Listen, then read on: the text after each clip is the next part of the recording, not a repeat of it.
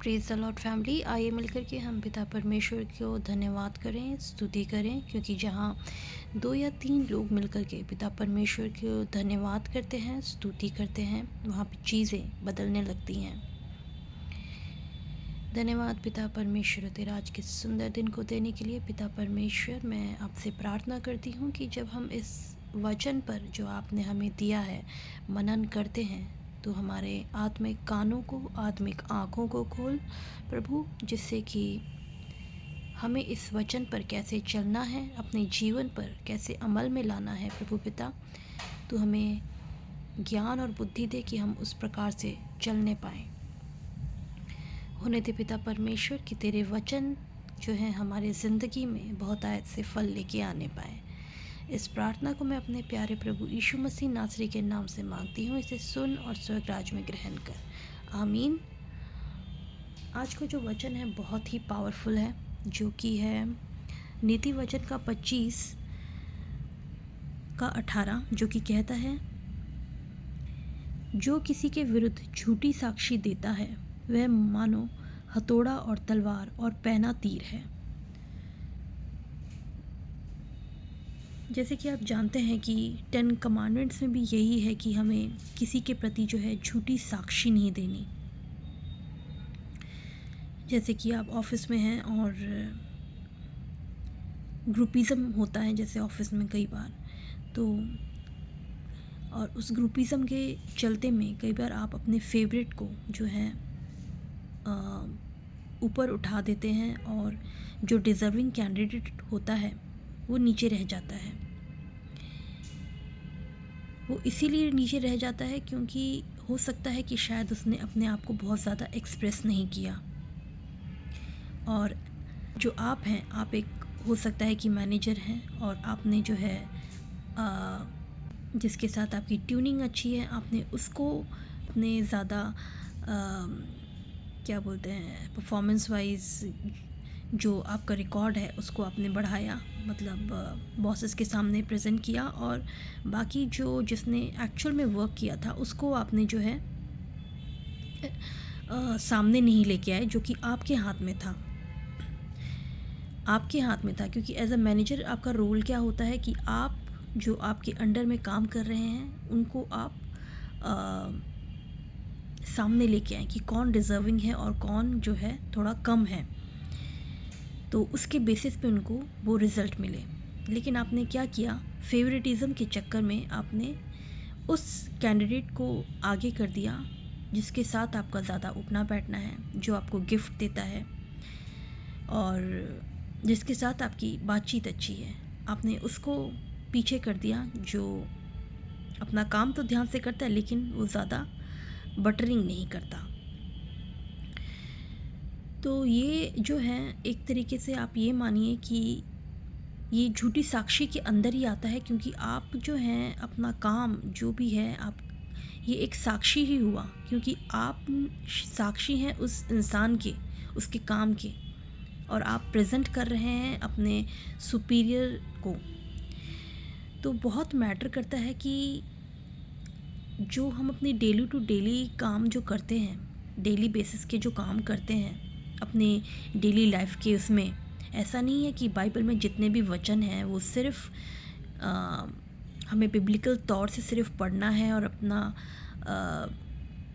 बंद करके रख देना है एज अ टेक्स्ट बुक की तरह। नहीं, वर्ड ऑफ गॉड बाइबल जो है हमें किस तरीके से अपने जीवन के हर एक काम को करना है वो बताता है। हमें अपने बेस्ट वर्जन में कैसे आना है वो हमें ये सिखाता है। हमारे अंदर क्या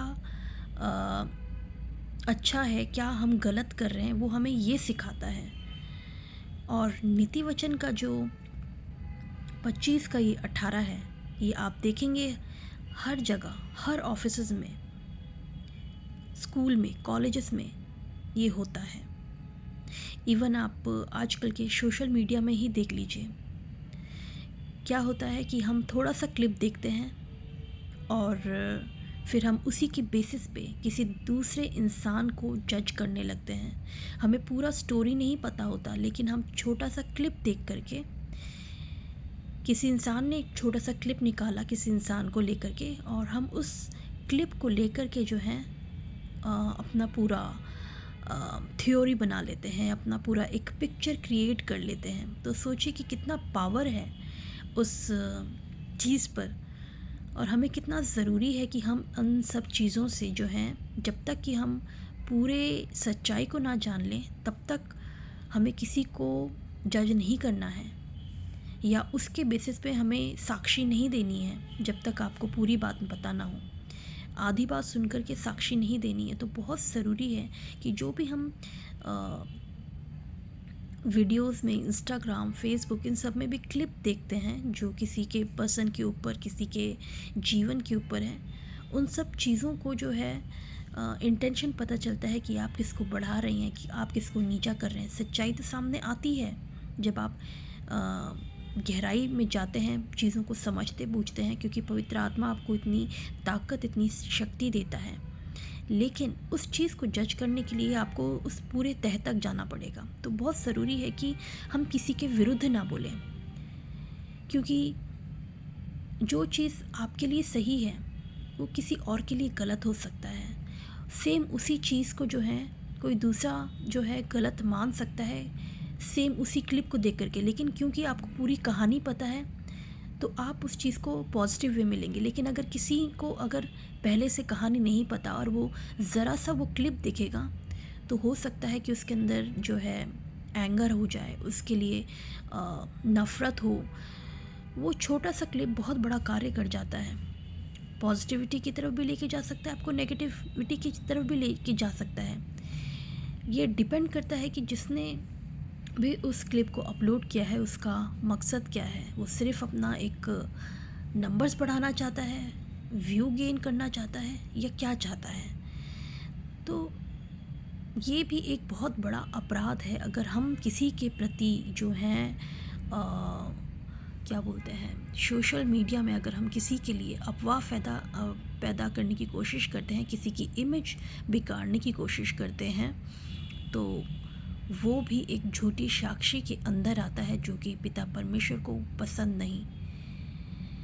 तो हमें ज़रूरत है अपने मनों को जांचने की। हमें ज़रूरत है कि हम जिस इंटेंशन से जो काम करते हैं, वो इंटेंशन हमारा जो है किसी की इमेज को बिगाड़ सकता है, किसी की इमेज को क्रिएट कर सकता है। और क्या हम सच बोल रहे हैं, क्या हम झूठ बोल रहे हैं, या क्या हमें सिर्फ जो है अपने नंबर गेन करना है। ये टोटली डिपेंड करता है कि आपका मकसद क्या है, आपका मोटिव क्या है। तो हमें ज़रूरत है कि हम किसी के विरुद्ध में झूठी साक्षी ना दें, क्योंकि ये अच्छा नहीं है और ये परमेश्वर पिता को बिल्कुल पसंद नहीं है। हम इन सब चीज़ों से बचें, क्योंकि झूठी साक्षी जो है तलवार का काम करता है। ज़बान आपका जो है वेपन है। तो हमें इन सब चीज़ों से बचना है। आई होप कि आप मेरी इन बातों को समझ पाए होंगे, और मैं आपको मिलती हूँ मेरे नेक्स्ट वीडियो में।